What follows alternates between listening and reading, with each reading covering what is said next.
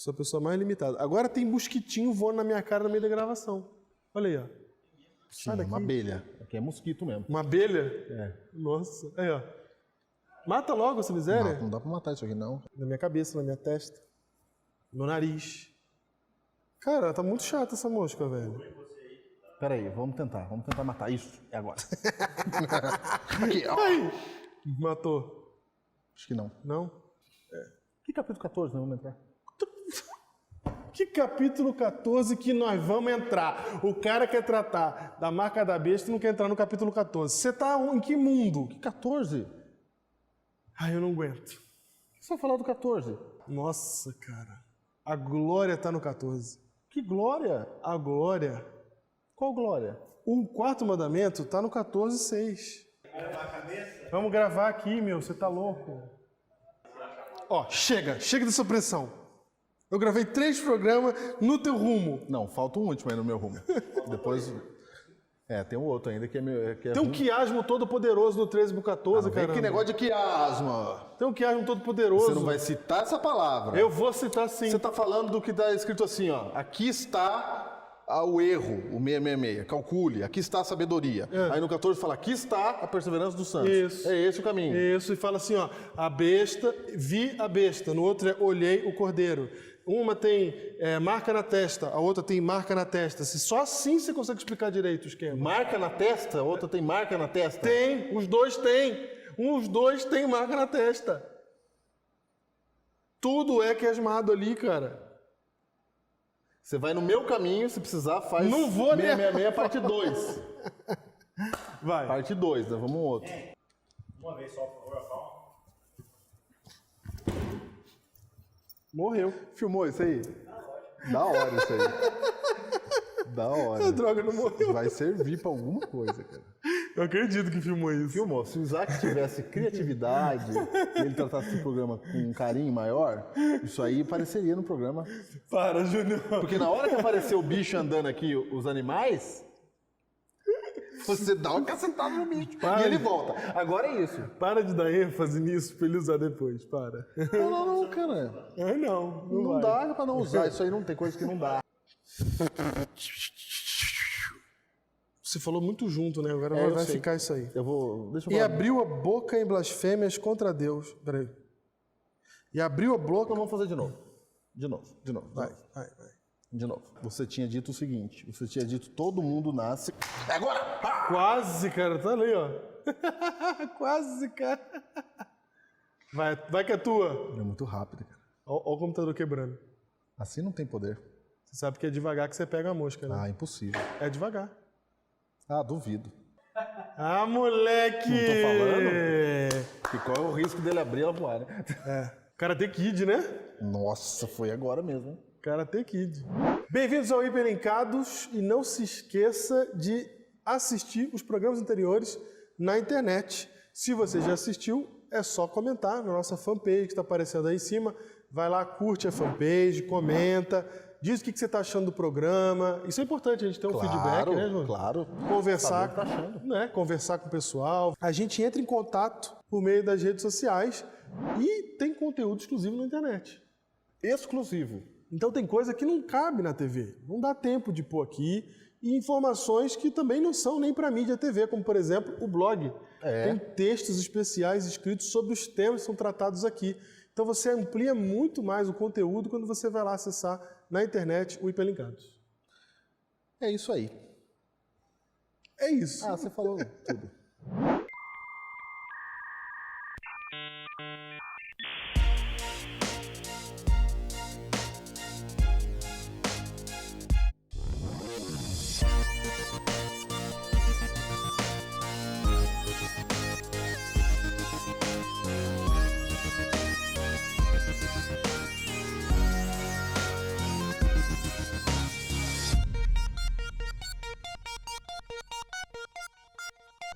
No último programa, a gente deixou vocês com uma pergunta na cabeça. Como que a gente sabe, no período final da história da Terra, onde está Deus? Porque Deus vai estar contrafeito, né, Júlio? Vai haver um engano e Satanás se apresenta como se fosse Deus. Exatamente. Ele imita tudo direitinho, bonitinho.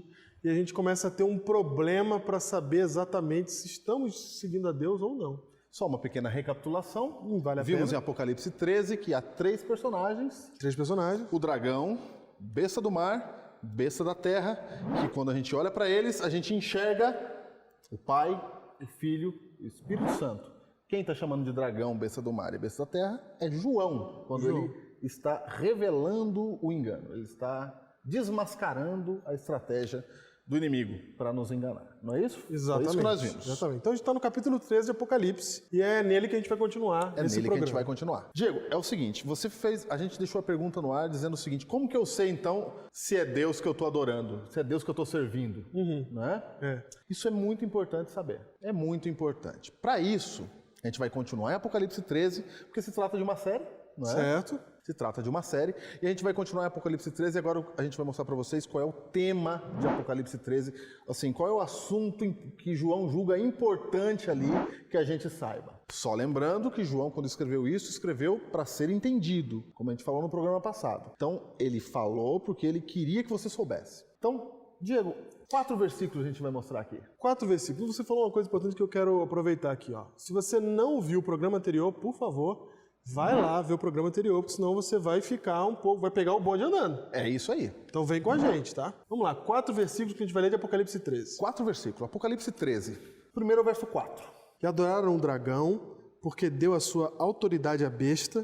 Também adoraram a besta, dizendo, quem é semelhante à besta? Quem pode pelejar contra ela?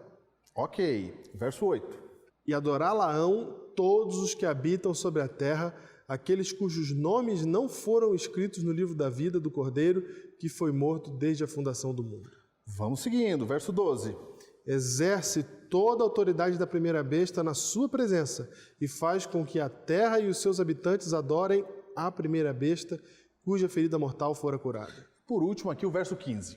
E lhe foi dado comunicar fôlego à imagem da besta, para que não só a imagem falasse, como ainda fizesse morrer quantos não adorassem a imagem da besta.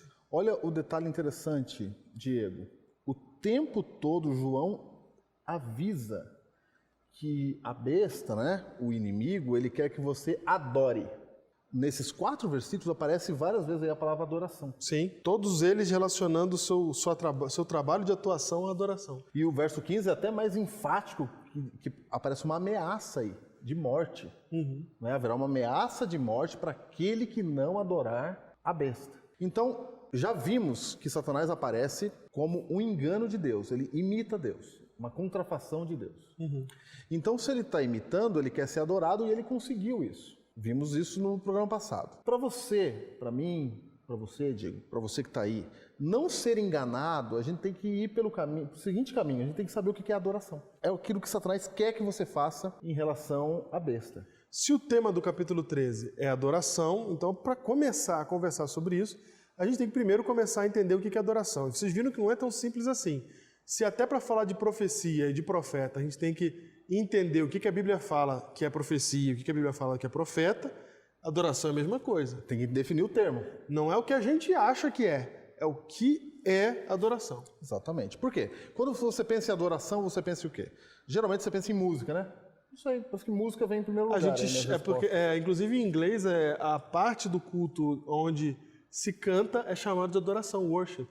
Mas o cântico, o louvor, ele faz parte da adoração. Sim. Mas aqui a gente está querendo buscar a substância, a essência da adoração, não é? Então, Diego, quando pensa em adoração, você pensa geralmente em música, em tipo de música, como é que a música deve ser, ou você pensa em forma de culto, não é? Talvez você é de uma igreja que o culto é mais silencioso, outra um culto mais animado. Sim. E aí a gente vai vendo, vai chamando isso de adoração.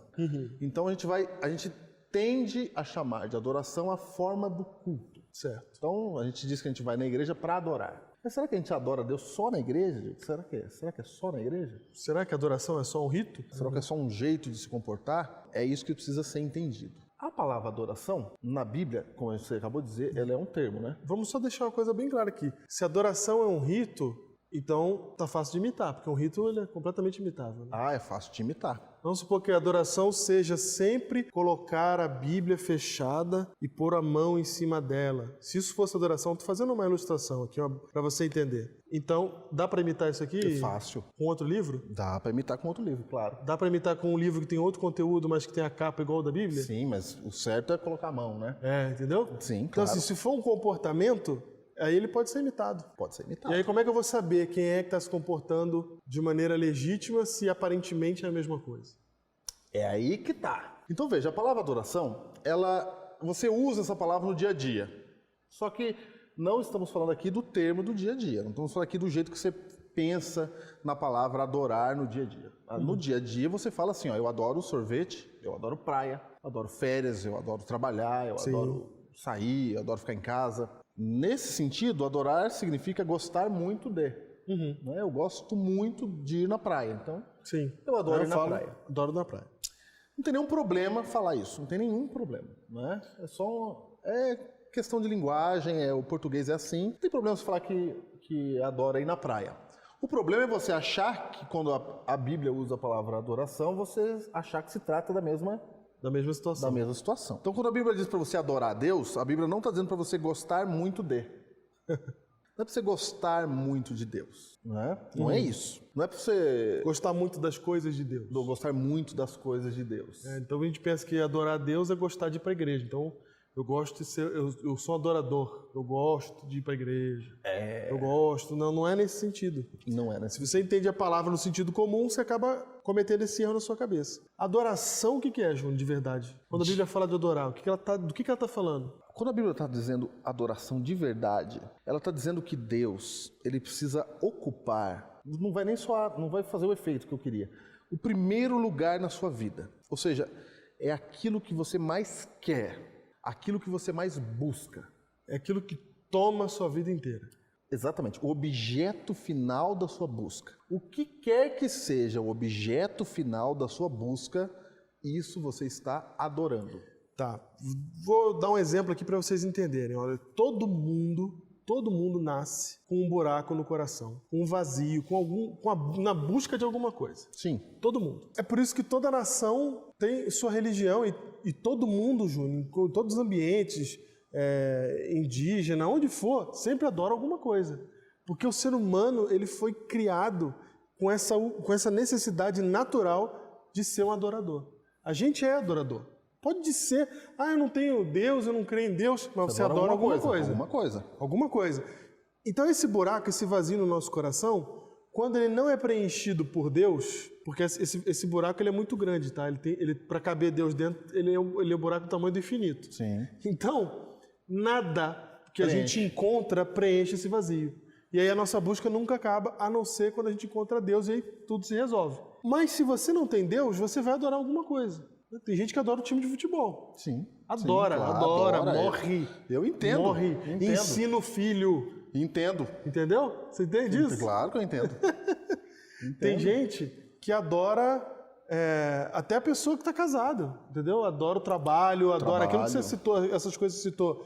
Cara, cada um de nós vai procurar alguma coisa para preencher esse buraco. E Deus é a única coisa que realmente pode preencher. Olha como é que o conceito é diferente. Você falou que tem gente que adora o time de futebol. Mas aí o camarada falou assim, eu não faço culto pro time. Sim, ele que pensa que não faz. Ele que pensa que não faz. Eu não fico, Aquela multidão cantando junto o hino. Até fica, mas alguém fala assim, tem gente que adora o filho, você falou aí, né? Ou o trabalho. Eu não fico fazendo culto pro meu patrão, não fico... Sim, entendi. Porque toda vez que a gente fala em adoração, você pensa em forma de culto. É verdade. Eu entendi o que você quis dizer. Entendeu? Aí você está dizendo assim, adoro o trabalho. Eu não tenho um templo pro trabalho. Pro meu trabalho. Sim. Porque a gente sempre entende a adoração como se tivesse que ter um templo para fazer um rito. Isso, exatamente. Nós estamos dizendo que a adoração, ela acontece sem o rito. Ela vem antes do rito. É isso. Não é isso? É isso que a gente está dizendo. Então, olha só um exemplo. Você adora aquilo que você mais quer, o objeto final da sua busca. Também quer dizer que pode ser que você esteja numa igreja e você não esteja adorando a Deus. Claro, exatamente. Porque só o fato de você estar numa igreja, participar cantando, do rito, participando do rito não indica ou implica que você esteja praticando a adoração correta. Aí é que Satanás está entrando.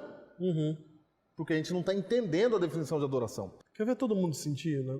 Que sentiu o que a gente está falando aqui? Vai. Na sua igreja, em algum momento da adoração, né? No culto ali do louvor, você percebeu que você estava cantando sem prestar atenção, sem ligar para o que estava acontecendo, sem pensar em Deus, sem se entregar. Alguma vez já aconteceu isso mecanicamente com você?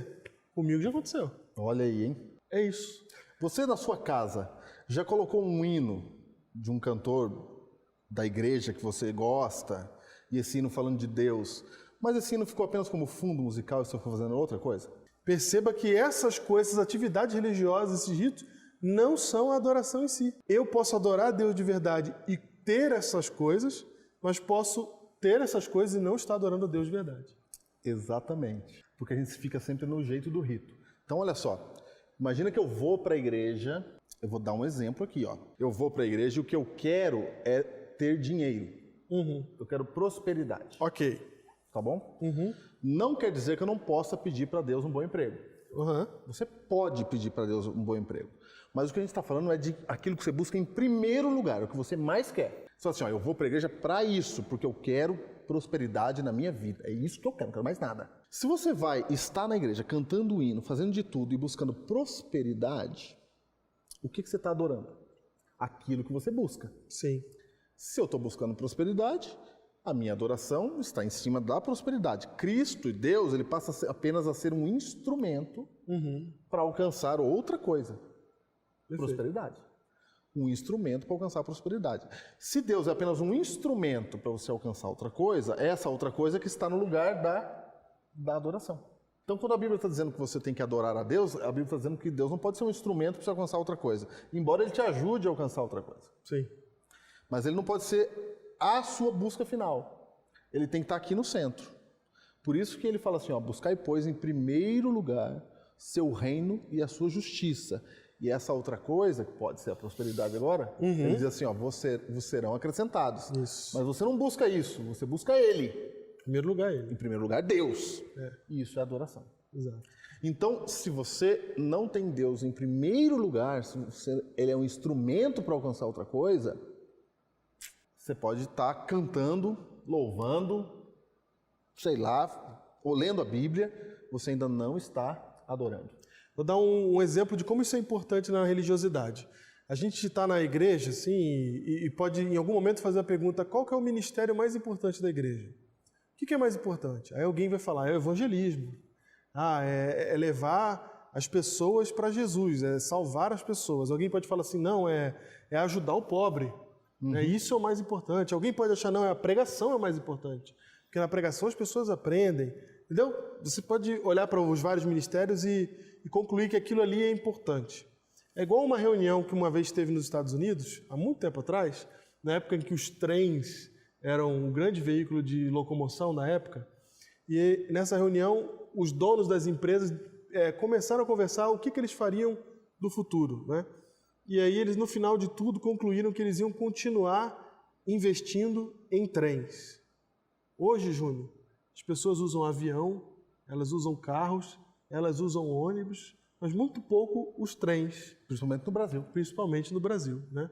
Se eles tivessem dito assim, o nosso negócio é transporte, ao invés de dizer o nosso negócio são trens, que diferença teria feito, né? Ok, toda a diferença. Qual que é o negócio da igreja? Ou seja, não no sentido do negócio, né? Mas a igreja existe para quê? É para adorar a Deus. As outras coisas são a forma como essa adoração se revela. Como ela acontece. Eu salvo as pessoas porque eu estou adorando a Deus, que eu sou um verdadeiro adorador. Eu quero ajudar a matar a fome do pobre porque eu sou um verdadeiro adorador. Então, o que está no centro de tudo na religiosidade é a adoração. Porque se a adoração for apenas um rito, vai ter problema. Pode ter gente que está assistindo a gente aqui, Diego, que não consegue ir na igreja agora.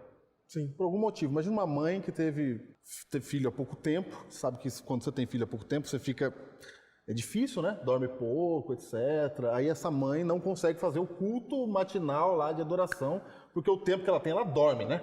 Certo. Ela, né? Se ela tiver um tempinho, ela vai dormir. Ela pode dizer assim, puxa, eu não estou mais firme com Deus. Mas cuidar de um bebê pode ser um ato de adoração, Sim, claro. não é? Porque a adoração não tem que ver com as coisas que a gente faz, mas com o lugar de Deus na nossa vida. Se Ele está ocupando o principal, se Ele é tudo para a gente, se Ele toma a nossa vida. Se as minhas decisões são baseadas na ideia de que tudo que eu faço é para a honra e glória de Deus. Isso é adoração. Isso é adoração. Satanás quer falsificar isso. Exatamente. Quando ele diz que a terra adorou a besta, ele está colocando outra coisa no lugar de Deus, para ser objeto de adoração. Então, Diego, olha que interessante. Nos 10 mandamentos, Deus ele se apresenta lá nos 10 mandamentos, Certo. não é? E nos 10 mandamentos, 4 mandamentos, os 4 primeiros, eles falam de adoração a Deus. Sim. Os 4 primeiros mandamentos. Você pode ver lá em Êxodo capítulo 20, o verso 1 e 2 é a apresentação de Deus. O verso 1 fala assim: então falou Deus todas estas palavras. Verso 2: eu sou o Senhor teu Deus, que tirei da terra do Egito e da casa da servidão. Percebe que Deus, antes de falar o que você tem que fazer, não é? Antes de falar de rito, Certo. ele se apresenta.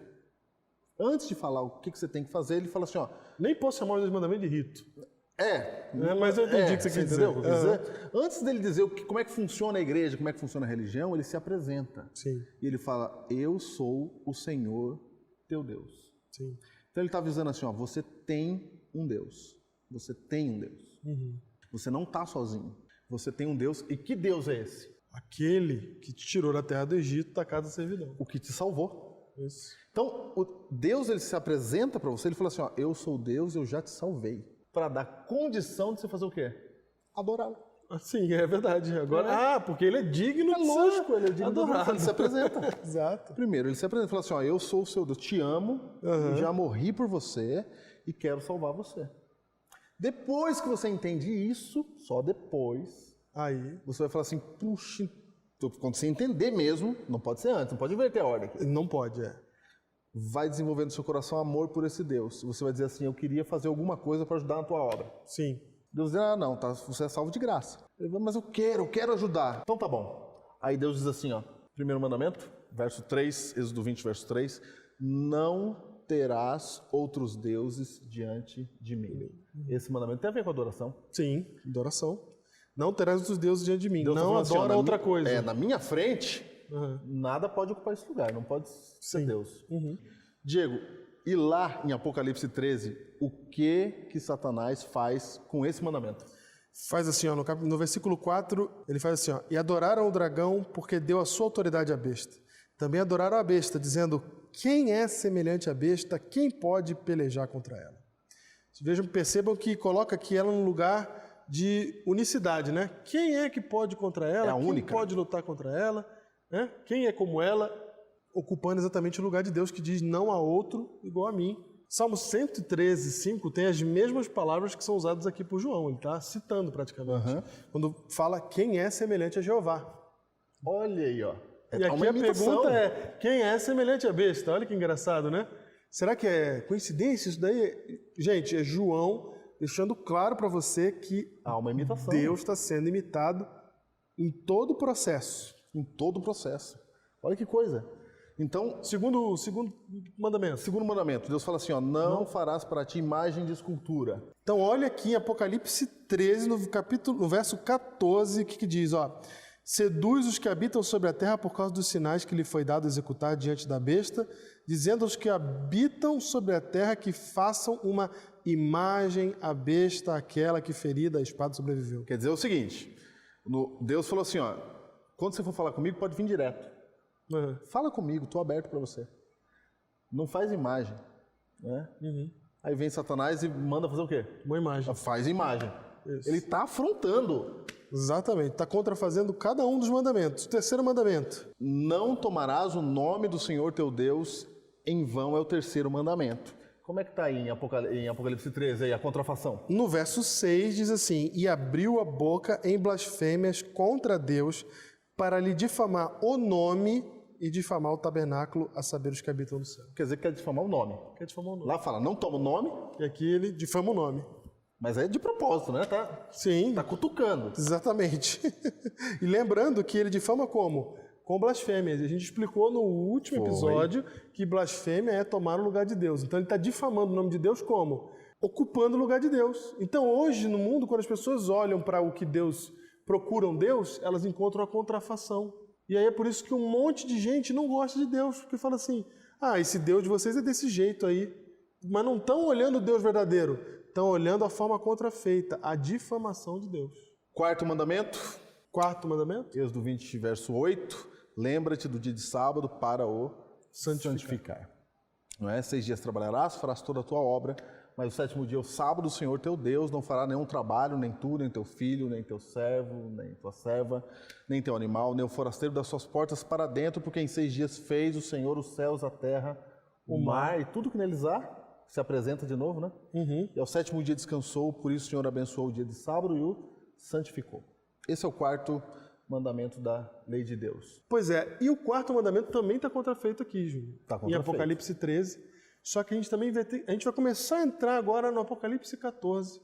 No próximo episódio, nós vamos falar então aonde que entra o 666 que está no capítulo 13 e aonde que entra a contrafação, o quarto mandamento da adoração a Deus. Quer dizer que no próximo programa é o 666? 666 no próximo programa. Não perca a marca da besta. Puxa, que pena que acabou o tempo, hein? Até lá.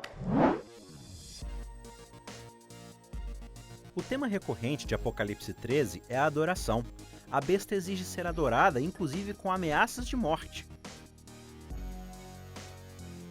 No dia a dia, usamos a palavra adorar para descrever as coisas que gostamos muito, como bolo, praia, férias, etc. Quando a Bíblia fala sobre adorar, não é a isso que ela se refere. Adoração também não se resume a prestar culto a algo ou alguém, ou realizar uma cerimônia religiosa cantando hinos e adorando. Adorar, segundo a Bíblia, é ter algo como sua maior prioridade, como aquilo que você busca como questão final e última de sua vida, que é exclusiva e acima de todas as outras coisas. Adoração não é o que eu faço por Deus, mas qual o lugar e o papel que Ele ocupa na minha vida.